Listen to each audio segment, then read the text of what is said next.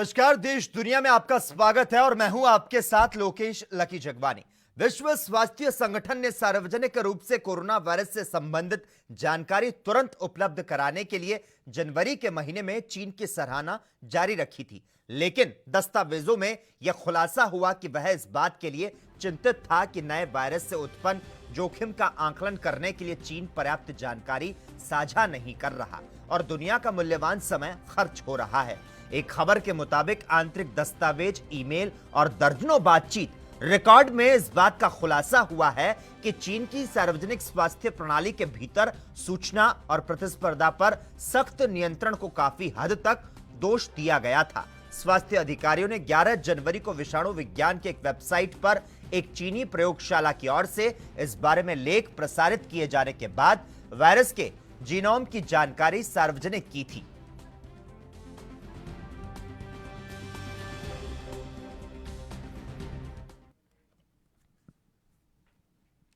America के राष्ट्रपति Donald Trump ने प्रधानमंत्री नरेंद्र मोदी के साथ हुई बातचीत के दौरान बताया कि उनका देश भारत को दान में दिए 100 वेंटिलेटर्स की पहली खेप अगले हफ्ते भेजने के लिए तैयार है। व्हाइट हाउस ने बताया कि ट्रंप ने मोदी से बात की और दोनों नेताओं ने G7 सम्मेलन, कोविड-19 से निपटने और क्षेत्रीय सुरक्षा के मुद्दों पर चर्चा की। व्हाइट हाउस ने टेलीफोन पर हुई बातचीत के बारे में बयान जारी कर बताया कि राष्ट्रपति की घोषणा करते हुए खुशी हो रही है कि अमेरिका अगले हफ्ते भारत को दान में दिए 100 वेंटिलेटर्स की पहली खेप भेजने के लिए तैयार है। इसके पहले प्रधानमंत्री नरेंद्र मोदी ने सिलसिलेवार ट्वीट कर कहा था कि उनके मित्र ट्रंप से गर्मजोशी के साथ और सार्थक बातचीत हुई।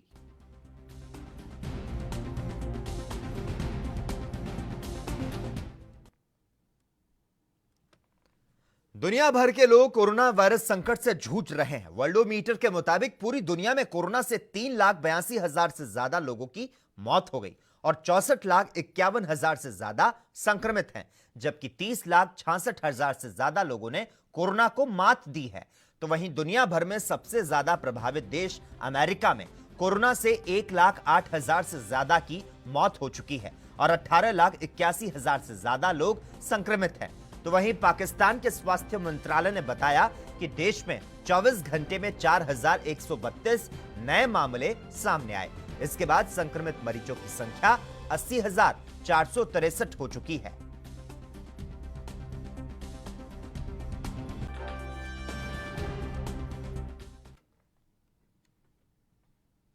ऑस्ट्रिया की सरकार ने हिटलर के जन्म स्थान को रीडिजाइन करने का प्लान पेश किया। 1889 में जिस घर में जर्मन तानाशाह का जन्म हुआ था, उसे अब पुलिस स्टेशन में बदला जाएगा। यह जगह हिटलर के प्रशंसकों के लिए एक तीर्थ स्थल बनती जा रही है और इसके चलते ऑस्ट्रिया की सरकार ने यह फैसला लिया है।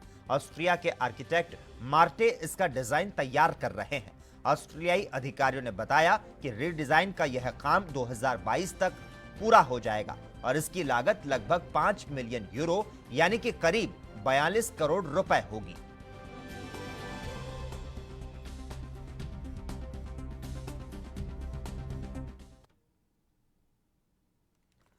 लद्दाख की गलवान घाटी और पेंगोंग त्सो झील के आसपास कारगिल की तरह बेहद ही चालाकी से हजारों की तादाद में सैनिक तैनात करने वाली चीनी ड्रैगन ने अब भारत को सीधी धमकी दी है।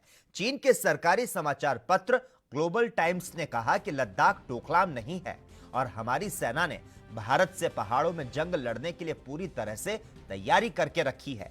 चीन ने कहा कि डोकलाम की घटना के बाद उसने अपने जखीरे में टैंक से लेकर अत्याधुनिक ड्रोन शामिल किया है।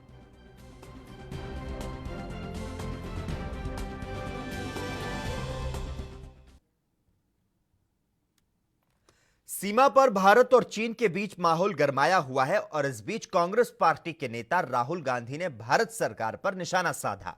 राहुल गांधी ने पूछा कि क्या भारत सरकार इस बात का भरोसा दिला सकती है कि भारतीय जमीन पर एक भी चीनी सैनिक ने प्रवेश नहीं किया। राहुल गांधी ने अपनी बात कहने के साथ एक खबर ट्वीट की। इसमें बताया गया कि LAC पर जारी विवाद के बीच चीन और भारत के टॉप मिलिट्री अफसर बातचीत करके इसे हल करने की कोशिश करेंगे। आपको बता दें, भारत और चीन के बीच ताजा विवाद लद्दाख में हो रहा है। वहां चीन भारत के निर्माण कार्य का विरोध कर रहा है, तो दूसरी ओर भारत ने साफ कर दिया कि सड़क निर्माण नहीं रुकेगा और इस बीच वहां चीन की ओर से भारी सैनिक बल तैनात करने की खबरें थी, जिसके बाद भारत ने वहां सैनिक गतिविधियां बढ़ा दी।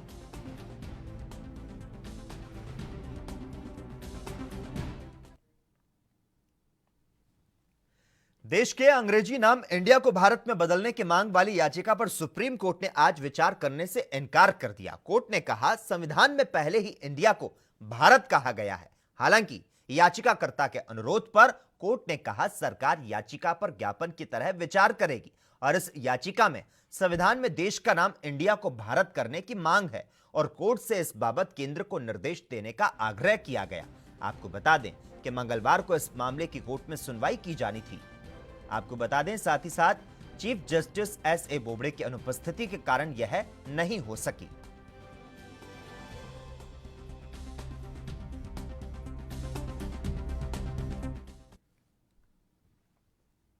उधर कैबिनेट ब्रीफिंग में कृषि मंत्री नरेंद्र सिंह तोमर ने कहा कि किसानों के लिए अब एपीएमसी के जरिए फसल बेचने की मजबूरी नहीं होगी।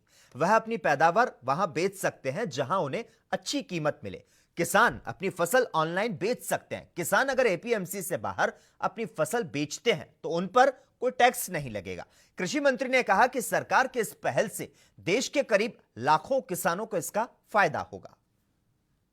किसान अपना उत्पाद मंडी में ले जाने की बाध्यता से मुक्त हो सकेगा, सप्लाई चेन मजबूत होगी, कृषि के क्षेत्र में निवेश बढ़ेगा और एक देश एक मार्केट जैसा प्रकाश जी ने कहा, यह सुनिश्चित करने में यह अध्यादेश निश्चित रूप से अपनी सार्थक भूमिका का निर्वहन करेगा।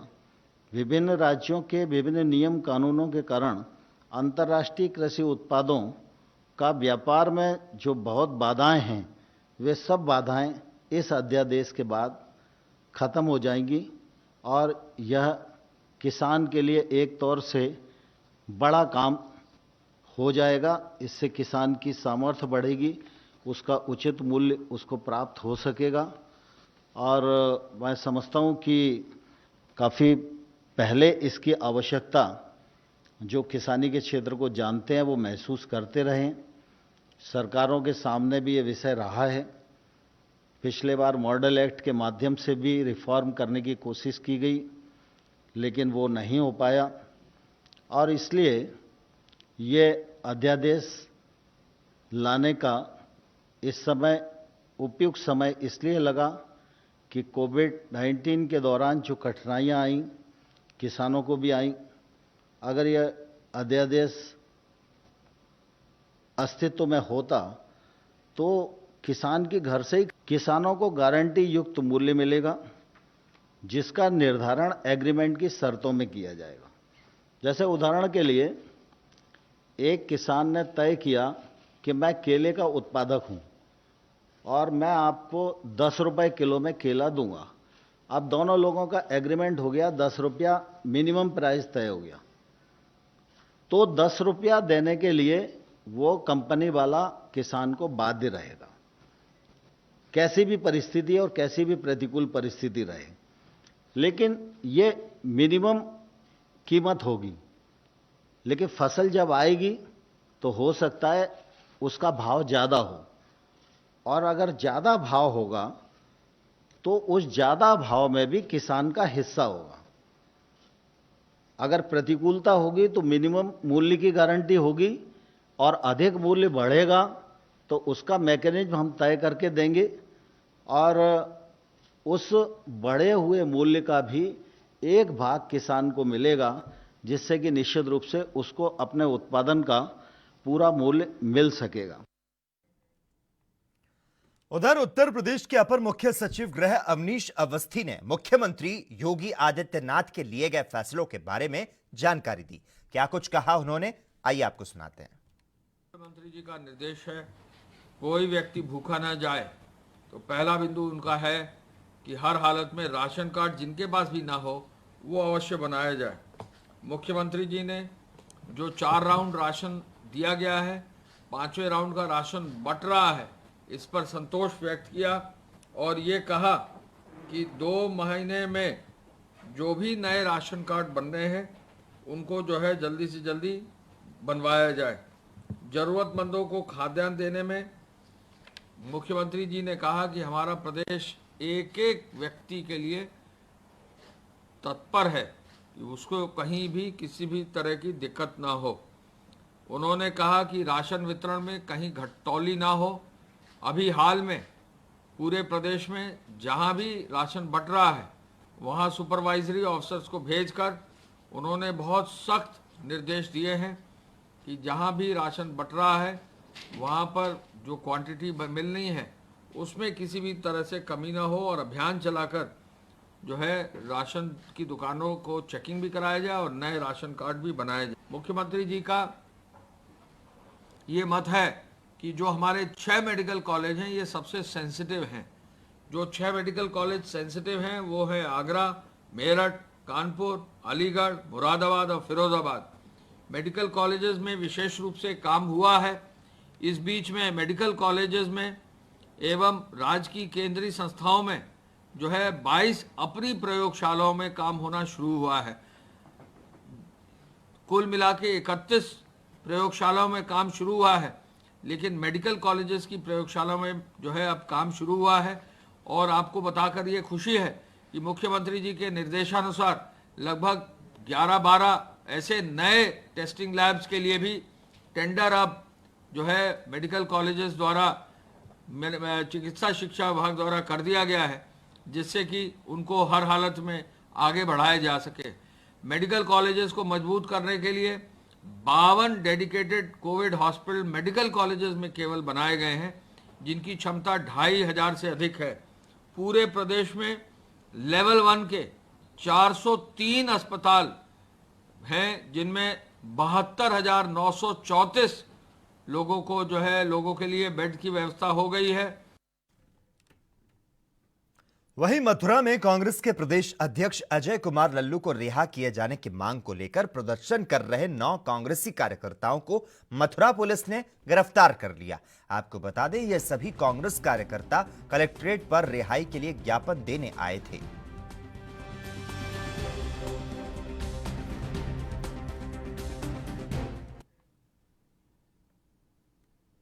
लॉकडाउन के 5वें चरण में केंद्र सरकार ने बिना कंटेनमेंट जोन में चरणबद्ध तरीके से सब कुछ खोलने की परमिशन दे दी है। और इसी के मद्देनजर छत्तीसगढ़ के सीएम भूपेश बघेल ने उद्योगपतियों से रायपुर में चर्चा की और इस दौरान उद्योगों के संचालन में कोरोना संक्रमण से बचाव के दिशा निर्देश दिए। तो साथ ही उद्योगपतियों से चर्चा कर उनकी समस्याओं को जाना और समाधान करने के साथ ही हर संभव मदद करने का आश्वासन दिया।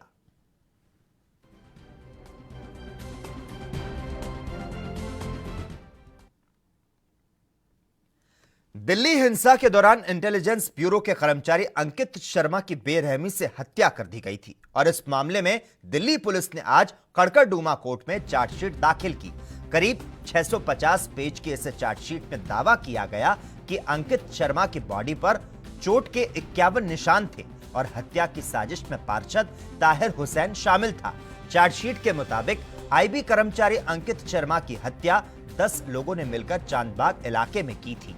हत्या के आरोपियों में पार्षद ताहिर हुसैन, खलील सलमान और समीर शामिल है और इसके अलावा 2 कुख्यात बदमाशों नाजिम और कासिम समेत 5 और अन्य आरोपी हैं। तो वहीं अंकित शर्मा के भाई अंकुर ने अपने भाई को शहीद का दर्जा देने की केंद्र सरकार से मांग की है और आरोपियों के लिए फांसी की सजा की मांग की है।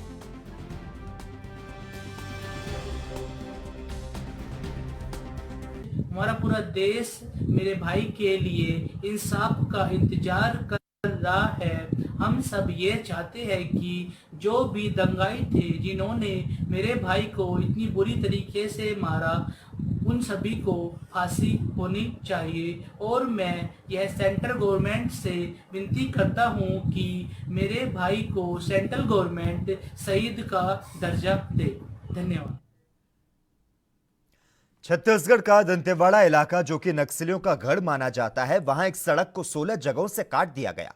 अरनपुर से पोटाली को जोड़ने वाली इस सड़क के निर्माण पर करीब 6 करोड़ रुपए खर्च हुए थे। अब हालात ऐसे हैं कि गांव में एम्बुलेंस पहुंचने का भी रास्ता बंद हो चुका है। सीआरपीएफ के अनुसार सड़क को क्षतिग्रस्त करना यह नक्सलियों की बढ़ती हुई हताशा को दर्शाता है और इस इलाके में सीआरपीएफ की 111 बटालियन और छत्तीसगढ़ पुलिस की एंटी नक्सल यूनिट यानी कि डिस्ट्रिक्ट रिजर्व गार्ड डीआरजी तैनात है। बताया जाता है कि सड़क को काटने के लिए 150 से ज्यादा नक्सली पोटाली गांव में पहुंचे थे।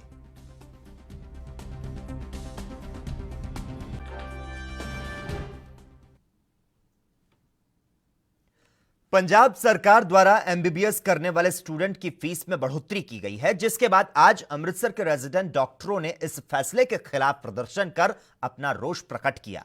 रेजिडेंट डॉक्टरों का कहना है कि पंजाब सरकार ने फीस में 80% तक बढ़ोतरी की है, जो कि गलत है। मिडिल क्लास के लोग इतने पैसे कैसे दे सकते हैं?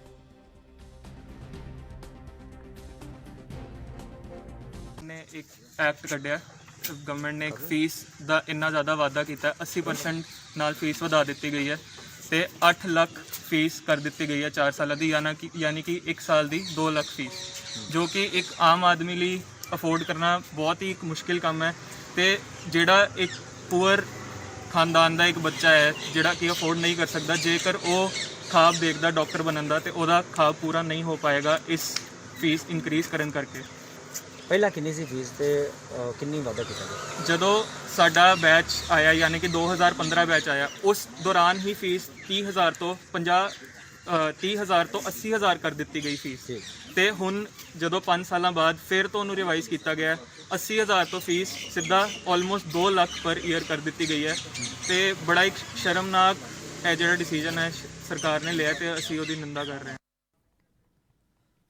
उधर उत्तर प्रदेश के हमीरपुर में स्वास्थ्य विभाग की बड़ी लापरवाही सामने आई, जहां एक बार फिर से मानवता शर्मसार हुई।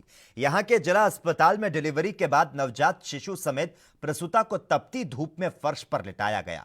जिला अस्पताल ने डिलीवरी के बाद प्रसूता को एक बेड तक मुहैया कराने की जहमत नहीं उठाई और तो और एम्बुलेंस ने भी घर छोड़ने से मना कर दिया। यह पूरा मामला सदर कोतवाली क्षेत्र के जिला अस्पताल का है।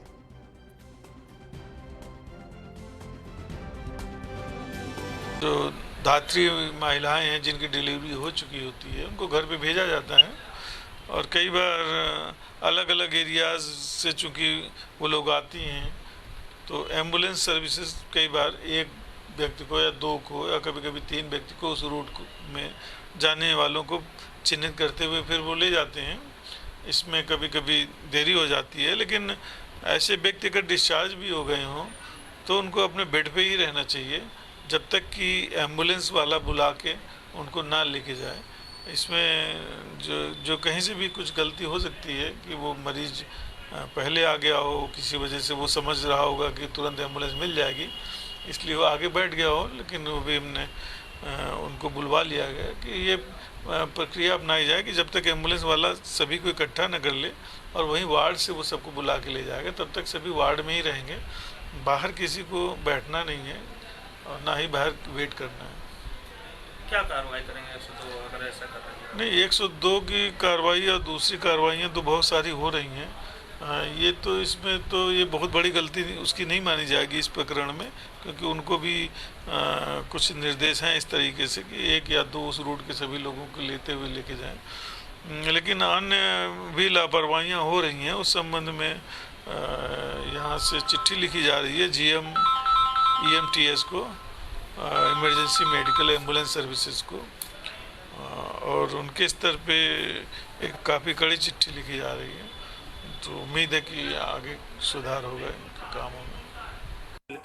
बच्चे को क्या हाथ माना? हमें दिक्कत हो रही है, बताइए। गाड़ी जा नहीं रही है और 2 घंटे से वेट कर रहे हैं और जो पूछताछ करते हैं तो 102 नंबर पर फोन मिलाया, वो बता रहे हैं कि अगर 2 मालिक होगी तभी जाएगी नहीं गाड़ी। कहाँ जाना आपको? ग्राम बांदरपुर को जाना है, जिला हमीरपुर है और ग्राम मुस्कुरा है। कितनी देर से लेटी हुई है महिला और बच्चा? 2 घंटे से। क्या नाम है आपका? ब्रह्मपाल। वहीं केरल के मल्लपुरम जिले से एक घटना सामने आई जिसे सुनकर और पढ़कर आपके रोंगटे खड़े हो सकते हैं, क्योंकि यहां जानवरों के साथ की गई बदसलूकी इंसानियत को शर्मसार कर देने वाली है। दरअसल सामने आई यह शर्मनाक घटना यह है कि यहां लोगों ने एक प्रेग्नेंट भूखी हथिनी को पटाखे से भरा अनानास खिला दिया। बताया गया कि यहां पर कुछ लोगों ने मिलकर भूखी हथिनी को पटाखे से भरा अनानास खिलाया। हथिनी ने जब यह अनानास खाने के लिए मुंह में रखा तो पटाखा हथिनी के मुंह में फट गया, जिससे उसकी ऐसी स्थिति हो गई कि वह मरने के लिए नदी में जा खड़ी हुई।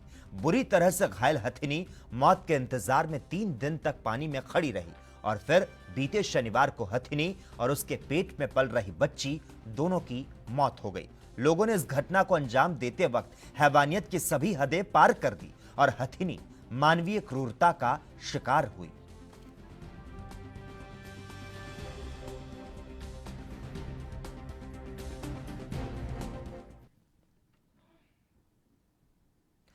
टिड्डी दल को लेकर पंजाब का फाजिल्का जिला अलर्ट पर है और पंजाब भर में फाजिल्का में टिड्डी दल के अटैक का बड़ा खतरा है, क्योंकि पंजाब के फाजिल्का में पहले भी टिड्डी दल अपना आतंक दिखा चुका है। इसीलिए इससे निपटने के लिए विभिन्न टीमें तैनात की गई। फाजिल्का के डीसी का कहना है कि सरकार ने उन्हें फाजिल्का जिले में अलर्ट रहने को कहा है।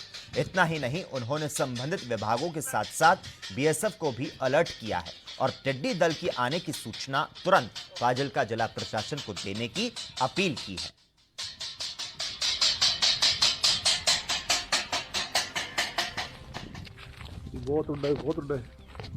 ਕੱਲ੍ਹ ਦੇ ਸੰਬੰਧ 'ਚ ਮੈਂ ਤੁਹਾਨੂੰ ਇਹ ਦੱਸਣਾ ਚਾਹੁੰਦਾ ਕਿ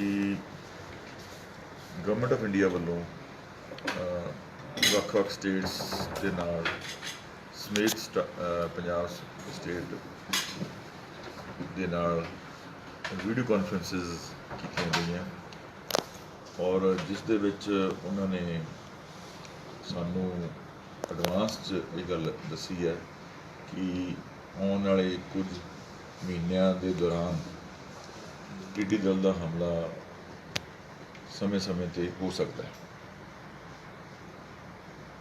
ਔਰ ਇਸ ਦੇ ਸੰਬੰਧ 'ਚ ਅਸੀਂ ਵੀ ਆਪਦੇ ਜਿਹੜੇ ਹੈਗੇ ਆ ਜਾਣਕਾਰੀ ਜਾਂ ਰਿਕੁਆਇਰਮੈਂਟ ਜਿਹੜੀ ਹੈ ਉਹ ਮੈਂ ਵੀ ਖਾਸ ਤੌਰ ਤੇ ਜਦੋਂ ਵੀਡੀਓ ਕਾਨਫਰੰਸ ਹੋਈ ਸੀ ਗਵਰਨਮੈਂਟ ਆਫ ਇੰਡੀਆ ਦੇ ਨਾਲ मैं अपने जिले का पक्ष रखा और असी कुछ इक्विपमेंट की मांग की है जोड़ा कि उन्होंने अग्री भी किया है और उस दे संबंध मैं उन्होंने लैटर भी लिखी है गवर्नमेंट ऑफ इंडिया नू भी प्लस पंजाब सरकार नू भी उसकी कॉपी पाई है और अगों पंजाब सरकार वालों लैटर अगों फर्दर गवर्नमेंट ऑफ इंडिया नू भी लिख दी गई है मेरे लैटर के रैफरेंस के विच और सानू उम्मीद है भी सानू छेती जिहड़ा हैगा इक्विपमेंट स्प्रे पंप्स का खास तौर पर असीं मांग की सी। उत्तर प्रदेश में जालौन के गड़िया से कोरोना को लेकर एक बड़ी खबर सामने आई, जहां बुखार पीड़ित की मौत के बाद हुई कोरोना जांच में रिपोर्ट पॉजिटिव आई। इसके बाद जिला प्रशासन हरकत में आ गया। आनन फानन में पूरे गांव को सील कराया गया, तो वहीं स्वास्थ्य विभाग के कर्मचारी, परिजनों और संपर्क में आए लोगों के सैंपल ले रहे हैं। जिला अधिकारी डॉक्टर मन्नान अख्तर और एसपी जालौन डॉक्टर सतीश कुमार ने गांव में जाकर निरीक्षण किया।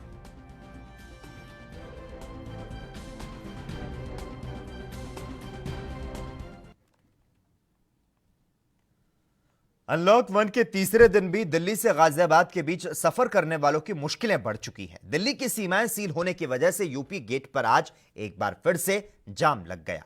दिल्ली की ओर से गाजियाबाद आने के दौरान लंबा जाम लगने से लोग परेशान हैं। धूप में घंटों से वाहन जाम में फंसे हैं। आपको बता दें, गाजियाबाद जिला प्रशासन की तरफ से दिल्ली की सीमाएं सील करने का फैसला किया गया था और इसके बाद दिल्ली सरकार ने दिल्ली की सभी सीमाएं 1 सप्ताह के लिए सील कर दी। सिर्फ जरूरी सेवाओं वाले लोगों को आने जाने की परमिशन है। पुलिस आईडी कार्ड या फिर पास की जांच करने के बाद ही जाने की परमिशन दे रही है और इसकी वजह से यह जाम लगा रहा।